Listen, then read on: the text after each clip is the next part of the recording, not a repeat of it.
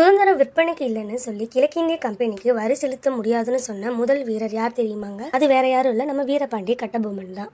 நம்ம பாஞ்சாலக்குறிச்சியின் அஞ்சாத பாளையக்காரரான வீரபாண்டிய கட்டபொம்மன் பிரிட்டிஷ் ஆட்சியை முதலில் சவால் செய்தவர். 1791 ஆண்டுல ஆங்கிலேயர்கள் வந்து பாஞ்சாலங்குறிச்சியை பீரங்கியால தாக்கியிருக்காங்க. ஆனா நம்ம கட்டபொம்மனும் அவரோட சேர்ந்த சில வீரர்களும் அவ்வளவு துணிச்சலோட சேர்ந்து போராடி இருக்காங்க. அப்படி இருந்தும் அந்த கோட்டையை காப்பாற்ற முடியாம போச்சு. அவர் அந்த போர்ல ஒரு மறைவான இடத்துல பதுங்கி இருக்காரு. ஆனா அந்த எட்டயபுரத்துல உள்ளூர்ல உள்ள ஒரு ஜமீன்தாரர் ஒருத்தவர் அவர் மறைஞ்சிருந்த இடத்த ஆங்கிலேயருக்கு ரகசியமா காட்டி கொடுத்திருக்காரு. அவர் பண்ண துரோகத்தினால கட்டபொம்மன் கைது பண்ணி கயத்தாருக்கு கூட்டிட்டு போயிட்டாங்க. இவர் இப்படியே விட்டுட்டா எல்லாரும் நம்மளுக்கு எதிராக போராட ஆரம்பிச்சிருவாங்கன்னு அக்டோபர் 16, 1799 அன்னைக்கு எல்லாரும் முன்னாடி தூக்கில போட்டுட்டாங்க. கட்டபொம்மனோட சகோதரர் ஊமத்துரையும் அப்புறம் வெள்ளையாத்தேவனும் போன்ற வீரர்கள் எல்லாம் அங்கிருந்து தப்பிச்சிட்டாங்க. அங்கிருக்கு எதிராக பின் நாட்கள்ல மருது சகோதரர்களும் சேர்ந்து இணைஞ்சு போராட்டத்தை நடத்தினாங்க. தூக்கில போட்டுட்டா கட்டபொம்மனோட நிலைமை நம்மளுக்கும் வந்துடும் மற்ற மன்னர்கள் நினைப்பாங்கன்னு அந்த ஆங்கிலேயர்கள் நினைச்சாங்க.